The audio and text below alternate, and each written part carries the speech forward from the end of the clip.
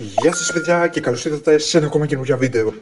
Λοιπόν, σε αυτό το βίντεο θα σας δείξω πώς θα φτιάξετε ένα οποιοδήποτε Samsung μετά από μια αναβάθμιση, είτε απέτυχε, είτε επειδή δεν είχε πολύ μπαταρία και μετά μένει στο logo, στο Samsung logo, είτε γενικότερα έχει προβλήματα. Αυτό είναι πάρα πολύ βολικό για όσους, αυτός ο τρόπος που θα σας δείξω είναι πολύ μα πολύ βολικό για όσους δεν έχουν PC. Πάμε γρήγορα να σας δείξω πώς να το κάνετε. Πηγαίνετε σε ένα πρόγραμμα περιέχησης, εγώ προσωπικά θα μπω στο Chrome και γράφετε το όνομα της συσκευής και το μοντέλο.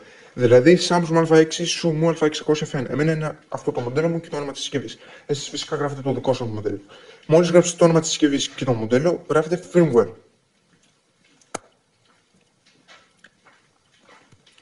Μόλις μπείτε εδώ πέρα, βρίσκετε την Ελλάδα φυσικά.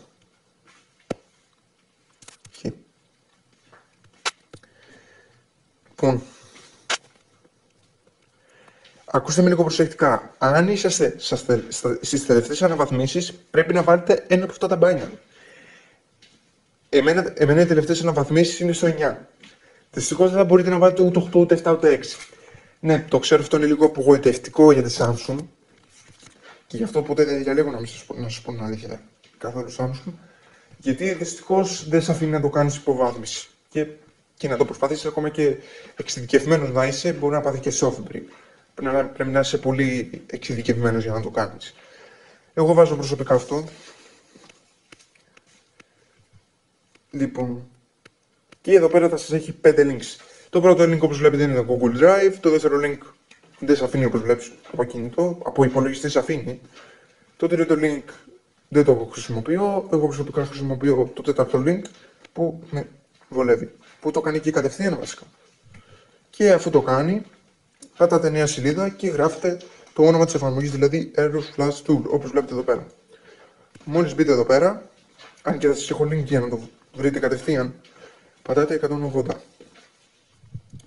Πατάτε το πρώτο link που λέει απική. Το πρώτο, αυτό εδώ. Απική. Το έχω εγκαταστήσει εγώ, άρα δεν χρειάζεται να το ξανακάνω. Ακύρωση. Λοιπόν, μόλις τα κάνετε όλα αυτά, πηγαίνετε σε μια εφαρμογή που έχετε διαχείριση αρχείων. Εγώ προσωπικά χρησιμοποιώ το Zapier γιατί με βολεύει. Και κάνετε αποσυμπίση. Εγώ τώρα το έχω βάλει εδώ πέρα. Αγνοήστε το, σας θα είναι σαν download. Λοιπόν, και κατεβάζετε την εφαρμογή εδώ πέρα. Εγκατάσταση. Ενημέρωση. Δεν θα λέει ενημέρωση, θα λέει εγκατάσταση. Εγώ την έχω καταστήσει, γι' αυτό το λέει. Μνήμη συσκευής και κάνετε αποσυμπίση αυτά εδώ. Τώρα, για όσους δεν ξέρετε το μοντέλο της συσκευής και ξέρετε μόνο το όνομα της συσκευής, σας το λέω τώρα να μην μου λέτε κάτω στο σχόλιο δεν ξέρω το μοντέλο της συσκευής κτλ. Πατάτε το κουμπί λειτουργίας και το κουμπί μείωσης έντασης. Δηλαδή το κουμπί λειτουργίας και το κουμπί αύξησης έντασης. Δηλαδή όταν είναι απενεργοποιημένο το κινητό ή όταν κάνει συνέχεια επανεκκινήσεις. Και εδώ πέρα λέει Α600FN. Ελπίζω να φαίνεται καλά στην κάμερα. Α600FN. Μόλις σας πει αυτό το πράγμα, πατάτε το κουμπί μείωσης έντασης για να πάτε κάτω στο reboot του bootloader. Το bootloader κατεβάζετε οποιοδήποτε λογισμικό. Είτε είναι της Samsung, είτε είναι ανεπίσημο, τα πάντα. Μόλις πατήσετε το bootloader θα κάνει επανεκκίνηση.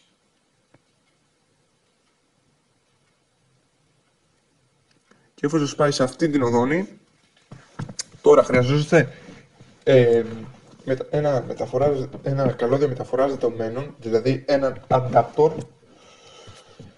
Να το συνδέσουμε. Χρειαζόστε και ένα καλώδιο μεταφοράς δεδομένων για να το κάνετε και πηγαίνετε μέσα στην εφαρμογή.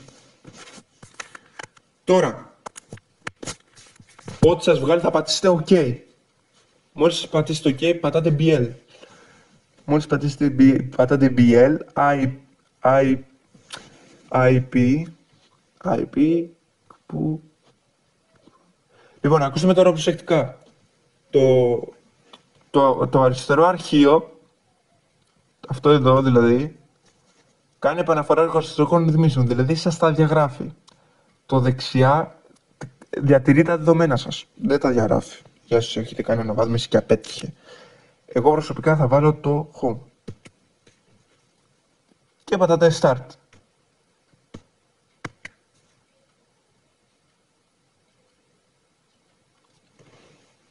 Να σημειώσω ότι αυτό μπορείτε να το κάνετε χωρίς να έχετε κάνει, χωρίς να έχετε ξεκλειδώσει το bootloader.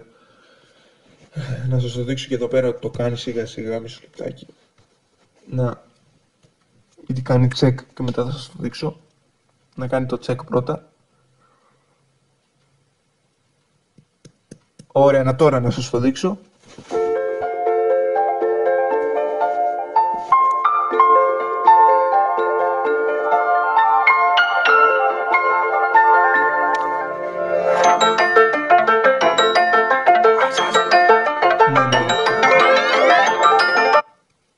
Λοιπόν, να σας το δείξω όμως λεπτάκι και το κάνει. Και περιμένετε να το κάνει.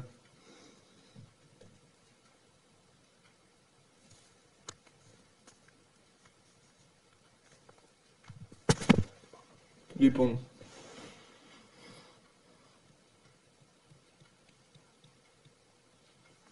μόλις το ολοκληρώσει, περίμενα να το ολοκληρώσει το system. Τώρα βάζει το σύστημα μέσα και περιμένουμε να το κάνει. Αυτό είναι πάρα πολύ βολικό, το ξαναλέω, για όσους δεν έχουν PC. Είναι πολύ γρήγορα η λύση, γιατί στο PC αργείς μέχρι να κατεβάσεις driver, μέχρι να κατεβάσεις ηλεκτρονικά. Η διαδικασία είναι λίγο... Ναι, τέλος πάντων.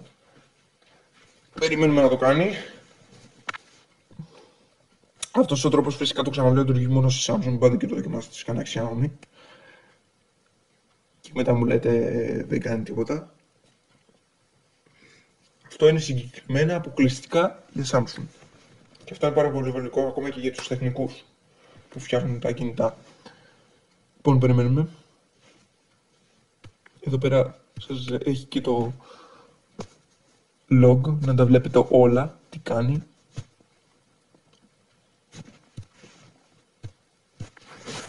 Και όπως βλέπετε έκανε επανεκκίνηση. Το έκανε. Μόλις το κάνει, θα μπει μέσα.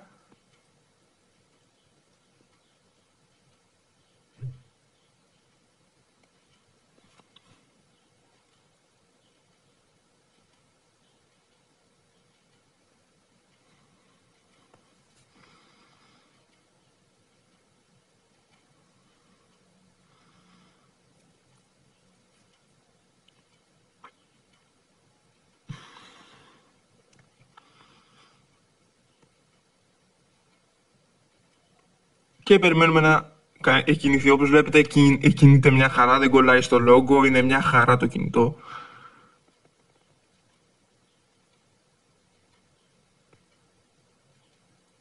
Και όπως βλέπετε δεν έγινε ούτε επαναφορά ούτε τίποτα, το κινητό φτιάχτηκε λες και το αγόρασε εκείνη την ώρα.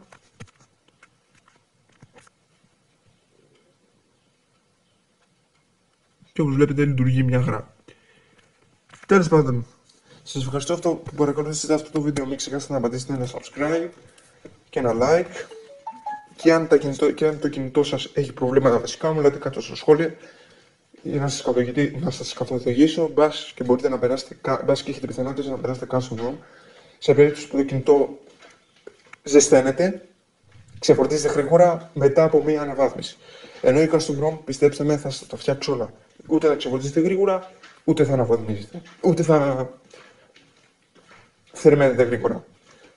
Τέλος πάντων, τα λέμε σε ένα επόμενο βίντεο. Γεια σας.